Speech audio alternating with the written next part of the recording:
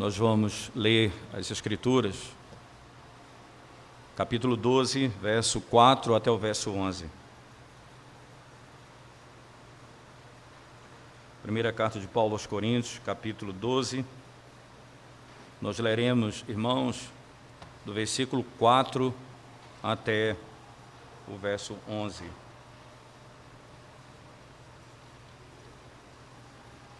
Diz assim a palavra de Deus: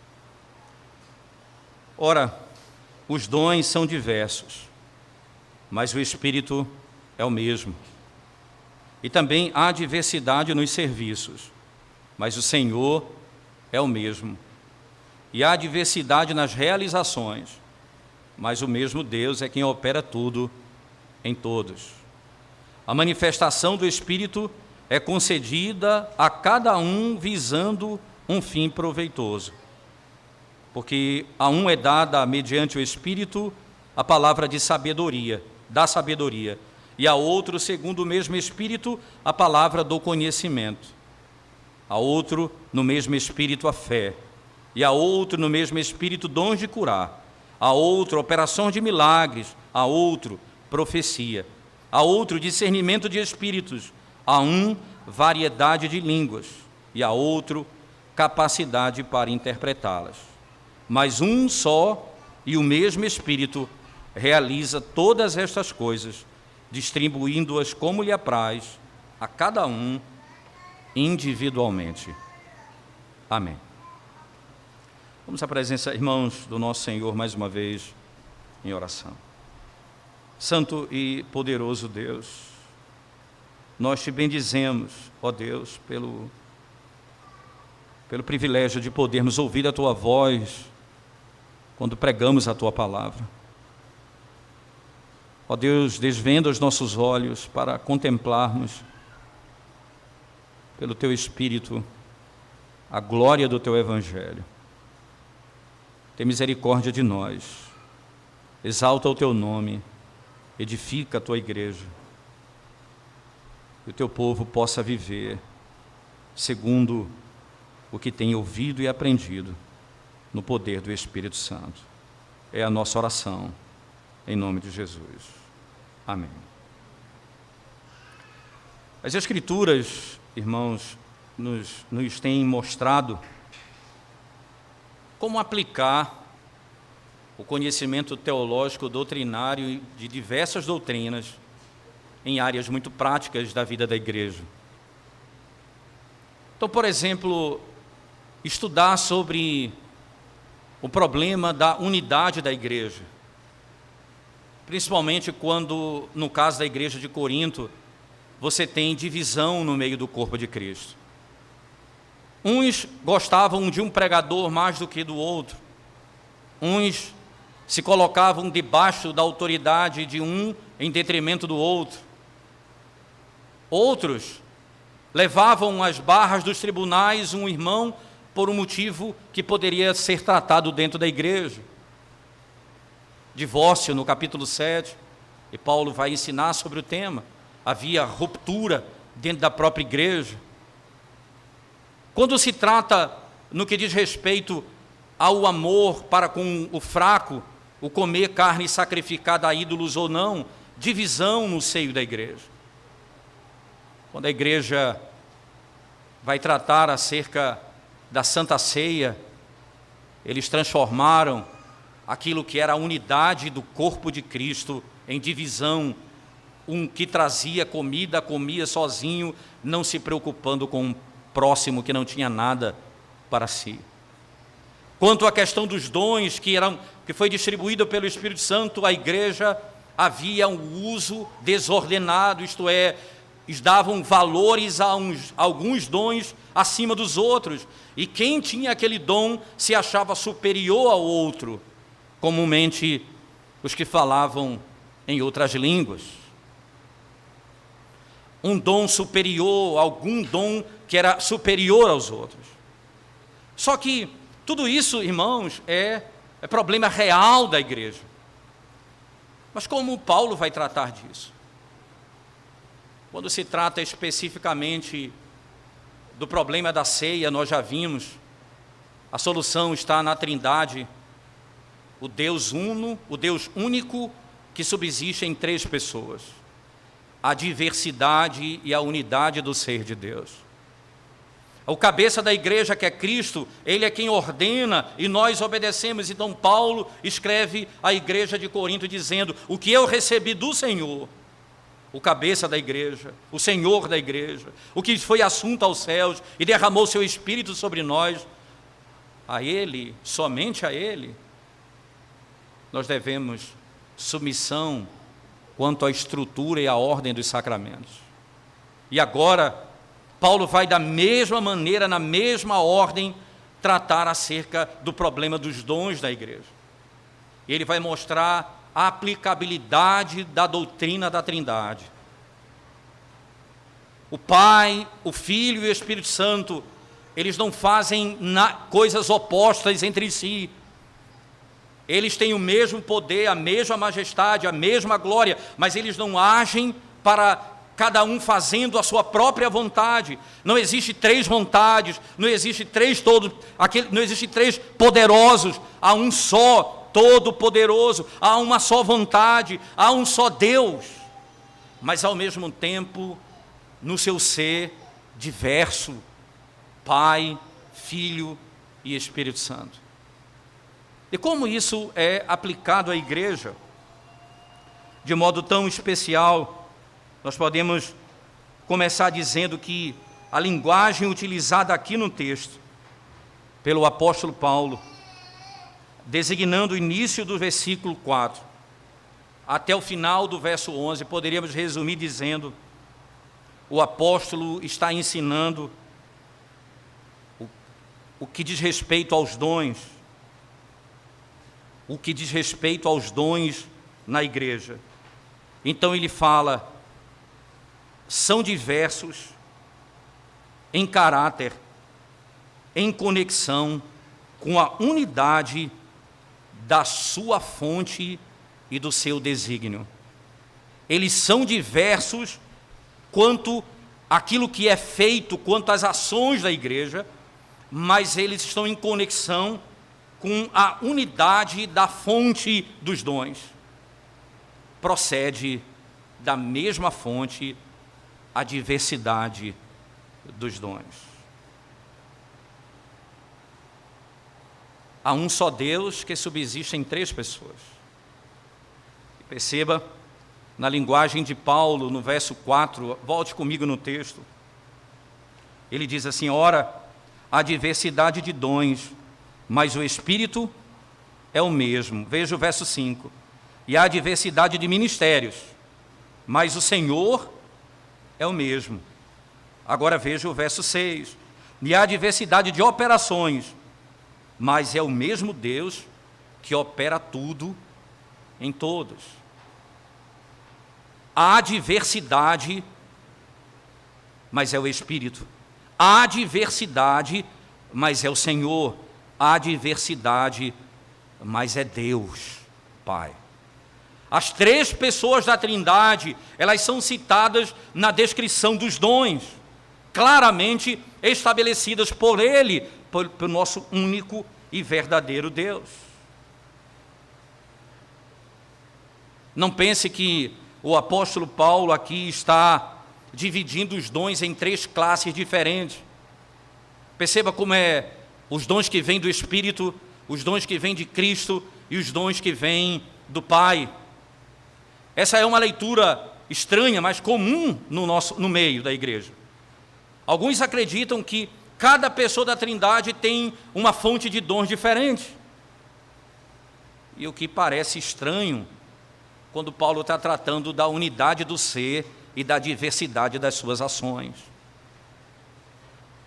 O que é que está acontecendo aqui, irmãos? Não é? Quando você olha esses dons em relação ao Espírito, eles são dons, como diz o texto. Em relação ao Senhor, eles são ministrações. Em relação a Deus, eles são operações. Veja, 4, 5, 6. Em relação a cada um, há uma linguagem diferente. Isso é a manifestação pelo poder de Deus. é o mesmo Espírito, o mesmo Senhor e o mesmo Deus que estão exatamente sendo descritos na diversidade. O que Paulo está mostrando à igreja é, assim como Deus, ele é diverso no seu ser e uno ao mesmo tempo, ele é Deus único que subsiste em três pessoas, a igreja ela é uma unidade com diversidade de dons que refletem o ser glorioso do nosso Deus. Você já parou para pensar? Esse é um aspecto prático do uso da doutrina da Trindade. Como Paulo vai lutar com o problema dos dons na igreja, aplicando a doutrina da Trindade na vida da igreja. É o mesmo Espírito, irmãos. O mesmo Espírito é o doador, diz o texto sagrado. O mesmo Senhor e o mesmo Deus. O mesmo Espírito, o mesmo Senhor e o mesmo Deus, que estão exatamente descritos aqui como doador. O mesmo Espírito é o doador, e é Ele que, de modo imediato, Ele é descrito como o autor de todos esses dons, como manifestado no texto. Veja, no versículo 11, particularmente, você vai ouvir: mas um só e o mesmo Espírito opera todas estas coisas, repartindo particularmente a cada um como quer. Agora Paulo, que descreve o Espírito, o Senhor e Deus como sendo a fonte dos dons, agora diz que todos saem do mesmo Espírito. Não há contradição nisso, porque o Espírito é aquele que aplica a obra da redenção. Literalmente, irmãos. Preste atenção nesse detalhe importante. É o mesmo Senhor em cujo serviço e por essa autoridade, né, em que os dons são exercidos. É o mesmo Senhor e o mesmo Espírito que promove a unidade dos dons para serem exercitados, realizados. Todos são diferentes nas formas, isto é, os dons são diferentes nas formas. Na maneira como é servido, como ele é ministrado, cada um vai ter uma diferença clara. Mas é o mesmo Deus e Pai e mesmo Espírito que exaltou o Senhor Jesus Cristo como cabeça supremo da igreja. O cabeça supremo da igreja. Depois envia o seu Espírito, lembra disso, irmãos? O Pai envia o Filho vem ao mundo, opera a obra da redenção perfeita, é assunto aos céus depois da ressurreição. Então, Jesus diz lá em João, nós ouvimos no sermão pregado pelo pastor Diogo no domingo passado, lembre-se bem, se eu não for, o Espírito não virá. Quando o Espírito vem sobre a igreja, ele traz consigo a aplicação da obra da redenção. Entenda então, eles enviam o Espírito Santo, que opera todos esses efeitos nas mentes dos homens. Toda essa obra na mente dos homens. É por isso que, no primeiro verso, 4, 5 e 6, ele fala o Pai, o Espírito, ou melhor, o Pai, o Senhor, o Espírito, o Senhor e o Pai. E no verso 11, ele fala somente o Espírito, porque é do Espírito que vem a aplicação da obra da Trindade. Eu e o Pai faremos morada em vós. Como isso? Pelo Espírito que habitará em nós. Pelo Espírito que habitará em nós. Não há inconsistência, irmãos, entre o que é dito aqui no verso 4 a 6 com o que é dito no verso 11. Não há inconsistência. Onde o Espírito é dito operar todos esses dons, é dito para que possamos entender que Deus opera pelo seu Espírito. Deus opera pelo seu Espírito. Dessa maneira, irmãos, podemos dizer claramente, nós nascemos de Deus. Preste atenção nisso. A Bíblia diz que nós nascemos de Deus. Em outro lugar, a Bíblia vai dizer que nós nascemos do Espírito. Qual é a contradição nisso? É o Espírito que opera a obra do Pai. O Espírito que opera a obra do Pai. Então, a operação é do Espírito. Literalmente. Dessa maneira, a doutrina da Trindade, preste atenção que essa é a tônica dessa sessão e desse capítulo. A doutrina da Trindade subjaz, irmãos, todo o esquema da redenção na execução e na aplicação e na sua concepção. É a doutrina da Trindade, é nessa doutrina que subjaz toda essa verdade que se revela no seio da igreja. É um grande desafio. A nossa mente muitas vezes não é trinitariana. Nós deveríamos pensar de modo trinitariano. Nós somos trinitarianos. Nós cremos em um único Deus que subsiste em 3 pessoas. O Pai, o Filho e o Espírito Santo. A igreja precisa aprender a orar de modo trinitário. É por isso que na oração nós enfatizamos tanto isso. Nós oramos a Ti, Senhor, em nome de Cristo, pelo socorro do Espírito Santo, para que você entenda que a oração é uma obra da Trindade. A pregação, ela precisa ser uma obra trinitária. É pelo poder do Espírito que é aplicado a obra da Trindade no coração do crente. A igreja do Senhor precisa urgentemente compreender essas verdades, para não fugirmos e cairmos em erros que levarão à divisão da igreja claramente. Todos são dons do Espírito, são os modos de servir do Filho e efeitos causados pela eficiência do Pai, os dons que a igreja recebe. Que a igreja recebe. É diverso, mas é uno. Perceba que no verso 7 agora, irmãos, veja o verso 7, por favor, do capítulo 12 da carta de Paulo aos Coríntios.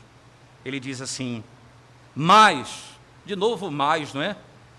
Como é interessante aqui, outra adversativa, né, como falamos de manhã, como aqui chama a nossa atenção de novo. Mas, por que Paulo traz essa adversativa aqui? Mas a manifestação do Espírito é dada a cada um para o que for útil. A manifestação do Espírito é dada a cada um para o que for útil. Apesar dos dons terem a mesma fonte, eles partem da mesma fonte, eles são diversos nas suas manifestações. Vou repetir. Apesar dos dons terem a mesma fonte, a Trindade Augusta, eles são diversos nas suas manifestações. O texto diz, a cada crente, irmãos, cada recipiente, cada um que recebe o Espírito Santo de Deus, é dada uma manifestação do Espírito. O que isso significa, irmãos? O Espírito que habita em todos os crentes, como no corpo de Cristo, manifesta-se de uma forma a uma pessoa e de outra forma a outra pessoa. Como o princípio da vida, preste atenção nisso, irmãos. Como o princípio da vida manifesta-se em um órgão com a faculdade da visão, e em outro órgão com a faculdade da audição. Assim, o Espírito Santo se manifesta de modo variado em diferentes membros da igreja.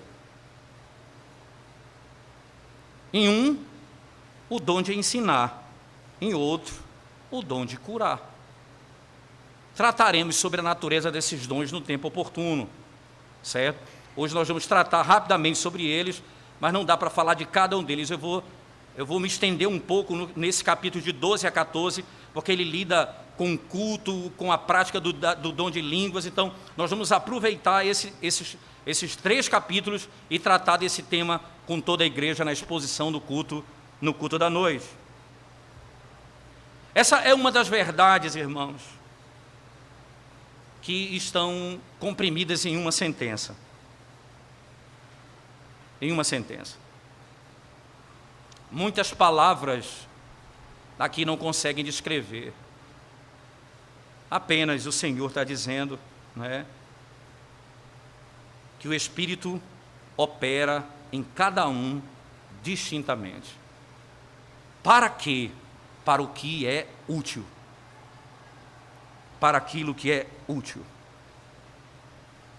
Qual é, perceba, a unidade da Trindade, o Pai, o Filho e o Espírito Santo, e eles aqui operando os dons. Agora, ele fala da diversidade dos dons operada pela unidade da diversidade da Trindade. Ele diz, então, agora existe aqui no nosso meio uma diversidade de dons.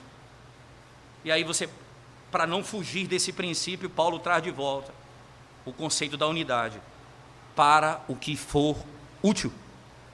O que significa dizer?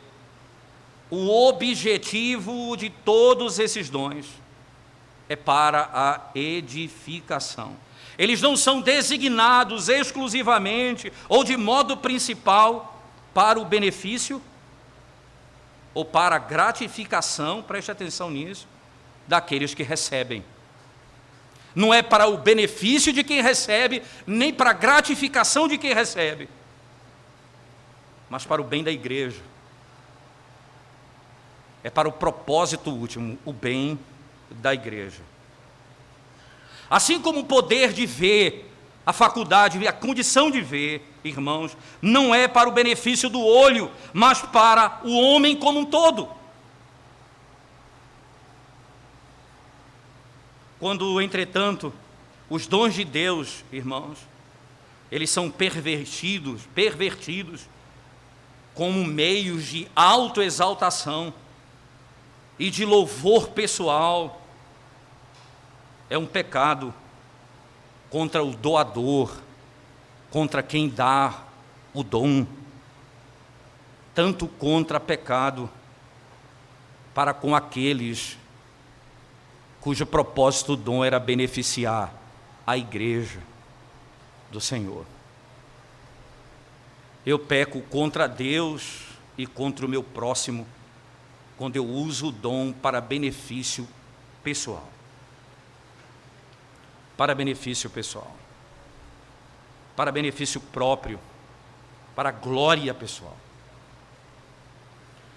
Aos dons que são mencionados aqui, irmãos, nos versos que se seguem, do 8, não é? Você vai perceber, preste bem atenção nisso, ele diz, porque a um, pelo Espírito é dada a palavra da sabedoria, a outro, pelo mesmo Espírito, a palavra do conhecimento, e a outro, pelo mesmo Espírito, a fé, e a outro, pelo mesmo Espírito, os dons de curar, e a outro, a operação de maravilhas, e a outro, a profecia, e a outro, o dom de discernir os espíritos, e a outro, a variedade de línguas, e a outro, a interpretação das línguas. Aqui não é, irmãos, nós não temos aqui um quadro completo de todos os dons da igreja. Mas, por exemplo, quando você abre a Bíblia, eu queria que você fizesse isso comigo lá em Romanos, capítulo 12, por favor. Romanos, capítulo 12,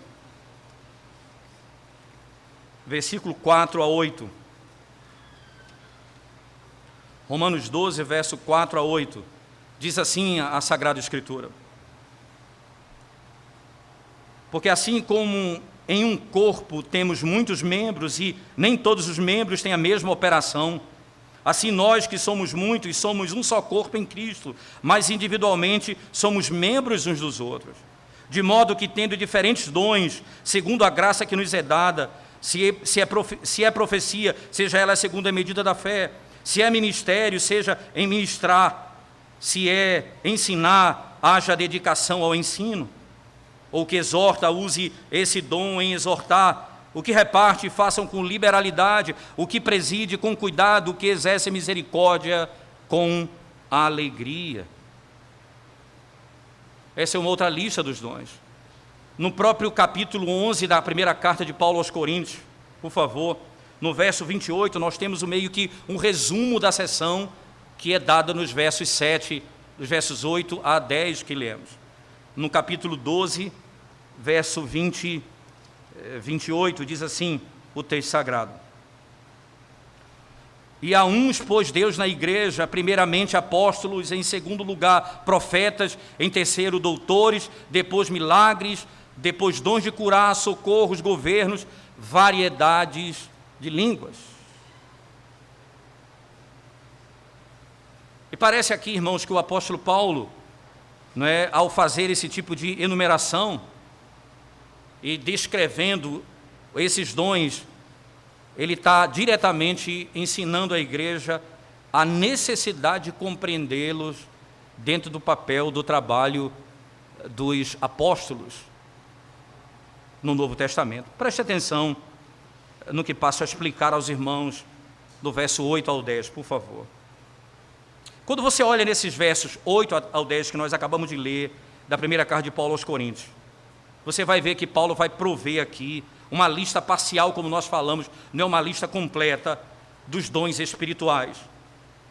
E essa lista, ela reflete, irmãos, uma variedade de dons que servem para quê? Para o benefício do corpo, para aquilo que é proveitoso, para o benefício do corpo. Então ele coloca a palavra de sabedoria. O que é a palavra de sabedoria? É a habilidade espiritual de aplicar a palavra de Deus a uma situação específica. Palavra de conhecimento. É a habilidade espiritual para entender e claramente explicar a verdade bíblica. Línguas, interpretação de línguas, é a habilidade sobrenatural de falar e entender linguagens que ainda não são conhecidas. Veja, não são linguagem de anjos, mas linguagens não conhecidas, isto é, língua de homens. Trataremos disso com maior detalhe no tempo oportuno. Linguagem de homens. Línguas e interpretação, elas funcionam de modo muito similar, irmãos, à profecia. Por que língua e interpretação está associada à profecia? Porque ambos têm um caráter revelatório. Eles são discursos dados por Deus que revelam a vontade de Deus, claramente. Como eu posso falar isso, irmãos? Por exemplo, lá no livro de Atos, no capítulo 9, capítulo 19, verso 6, Atos 19, versículo 6, diz assim a palavra do nosso Deus. Atos capítulo 19, versículo 19, verso 6. Diz assim a palavra de Deus: Impondo-lhes Paulo as mãos, veio sobre eles o Espírito Santo, e falavam línguas e profetizavam. Há uma nítida associação entre línguas e profecias. Isto é, falar em línguas é um ato revelacional, é falar aquilo que não se conhece.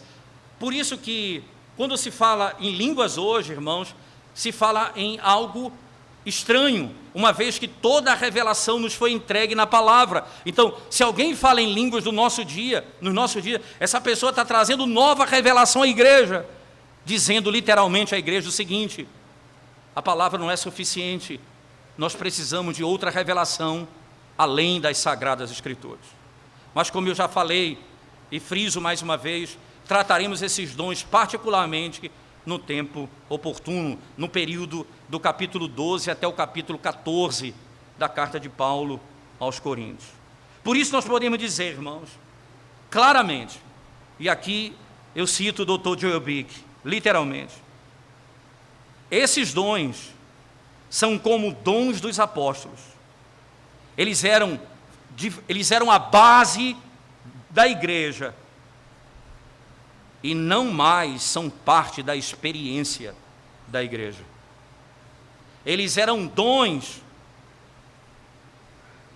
que serviam de base para a igreja, mas não mais têm experiência no meio da igreja.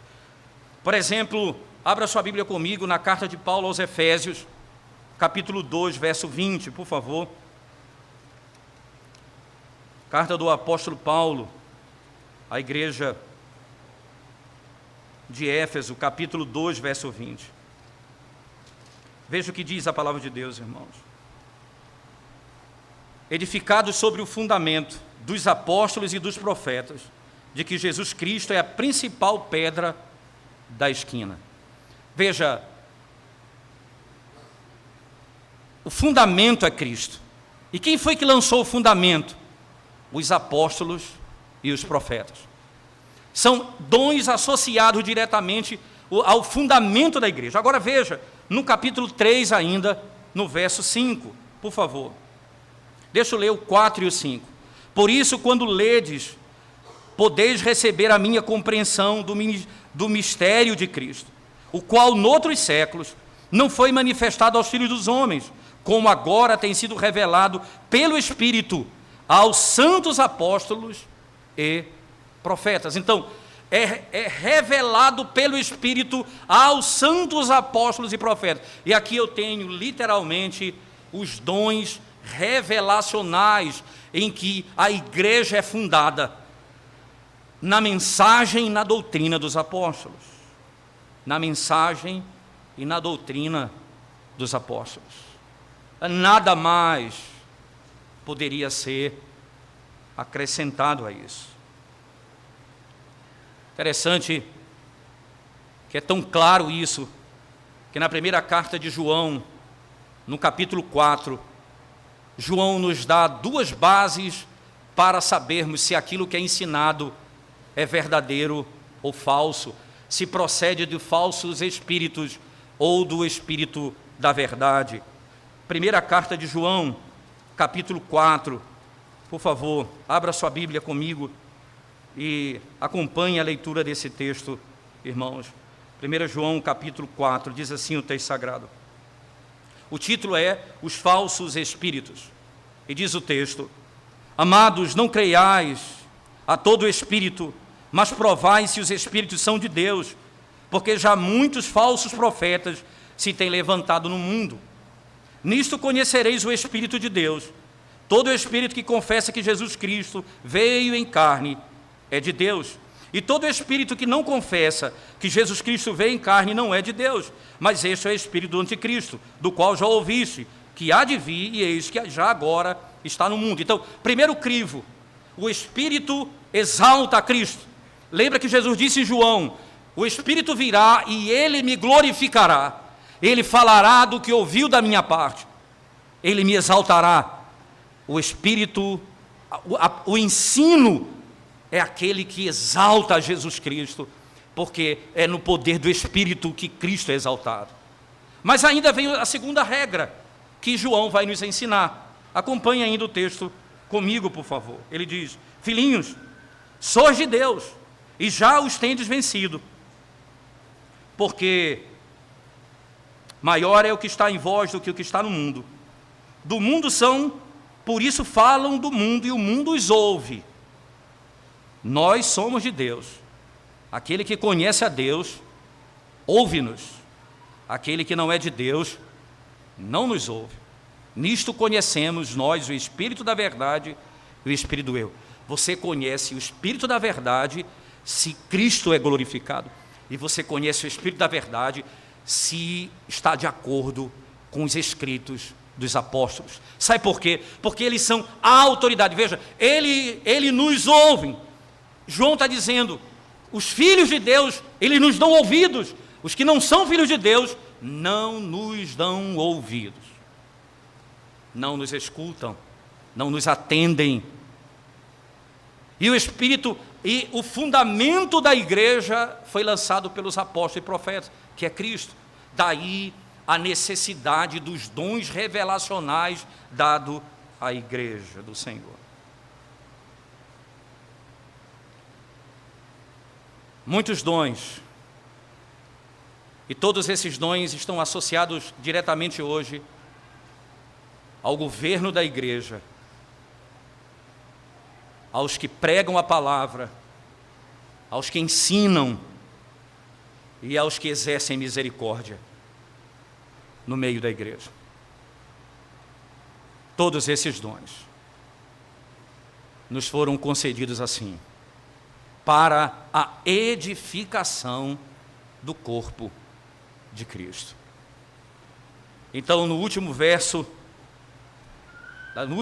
irmãos, da primeira carta de Paulo aos Coríntios, no capítulo 12, no verso 11 particularmente, o apóstolo encerra essa sessão dizendo: mas um só e o mesmo Espírito opera todas estas coisas, repartindo particularmente a cada um como Ele quer. É de acordo com a vontade soberana de Deus. Aquilo que eu recebi foi me concedido por Deus. Não posso me orgulhar disso. Eu preciso servir a igreja. Esmerar-me no ensino e na pregação, na condução da instrução da verdade. Aquilo que foi concedido à igreja. Você não pode se orgulhar porque tem um dom e o outro não tem. Você deve saber o que Deus te deu é para um propósito: a edificação do corpo de Cristo, não para o teu próprio bem. É por isso, irmãos, que em Atos, tanto o trabalho dos presbíteros como o trabalho dos diáconos são descritos assim. Os presbíteros servem pela palavra e oração. Os diáconos servem a igreja pela misericórdia. Mas ambos são servos. Servimos apenas com diferentes dons à igreja. E cada um, na esfera que Deus lhe deu, serve à igreja. E cada um. O pai aos seus filhos e à sua esposa. As mais velhas, as mais jovens. Cada um na sua esfera deve edificar o corpo de Cristo. E o propósito do dom é a edificação do corpo. Deixa eu fazer rapidamente algumas aplicações diretas à nossa vida, irmãos. Primeiro, a imagem do corpo ela é rica aqui, que é a ideia da diversidade, não é a ideia de cada membro, mas você não pode fazer o que você quer, mas há um comando, há um princípio de unidade. Se o braço vai para um lado e a perna para o outro, nós não chegaremos em algum lugar. Eu preciso caminhar conjuntamente, sendo guiado pelo cabeça que é Cristo, o cabeça da igreja. Dessa maneira, irmãos, tudo o que Deus te deu, use dessa forma, para a glória de Deus, para a edificação da igreja, para a glória de Deus e para o bem da igreja. Não imagine que Deus te deu um dom para você exaltar a si mesmo. Lembro-me de José, cansado talvez, na minha percepção, de tanta injustiça, imagino. Foi vendido pelos irmãos quando não havia feito mal. Foi aprisionado por Potifar quando foi fiel a ele e a Deus. É trazido à presença de Faraó e ouve de Faraó as seguintes palavras diante dos sonhos que angustiavam a alma: eu ouvi dizer que você é capaz de interpretar sonhos. José disse: isso não está em mim. Deus te dará a resposta favorável. Eu não posso usar nesse contexto para o meu próprio bem. Continuarei fazendo o que Ele me mandou fazer para a glória de Deus. Não apenas Potifar anteriormente, mas o próprio Faraó disse: vejo que és homem cujo Espírito de Deus habita. És homem habitado pelo Espírito de Deus. Esse foi o testemunho na casa de Faraó e na casa de Potifar. O fim é o bem da igreja. Mas uma aplicação que foge um pouco o princípio do texto, mas indiretamente está associado, eu diria. Se Deus descreve a igreja como um corpo, para descrever a diversidade e a unidade, Ele dá a cada membro um uso.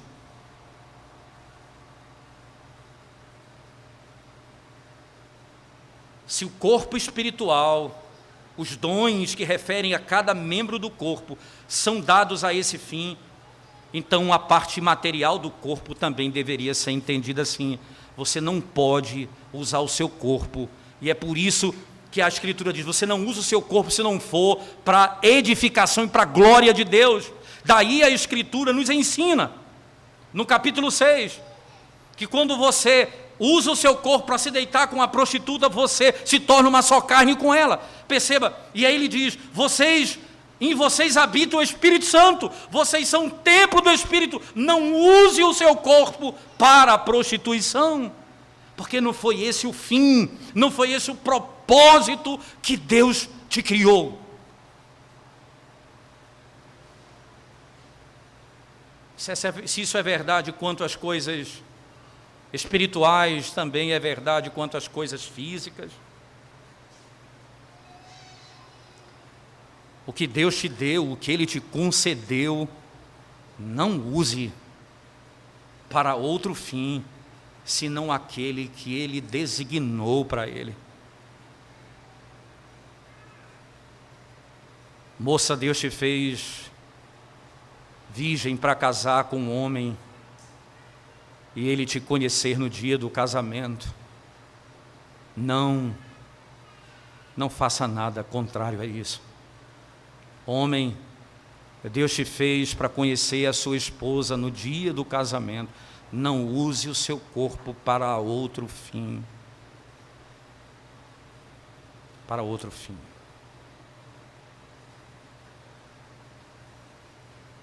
Tudo o que Deus te deu tem propósito, a glória dele e o bem da igreja. Vamos orar ao Senhor. Curvemos nossa cabeça, irmãos, mais uma vez. Nós te exaltamos, bendito Deus, pelo privilégio de podermos meditar e estudar a Tua palavra, ouvir a Tua voz por meio da pregação. Aplica ao nosso coração a verdade do Evangelho, trazendo verdadeira transformação no modo como usamos a nossa vida, o que temos e os dons que o Senhor nos concedeu. Para a glória do Senhor, em nome de Jesus nós oramos. Amém, Senhor Deus. Amém.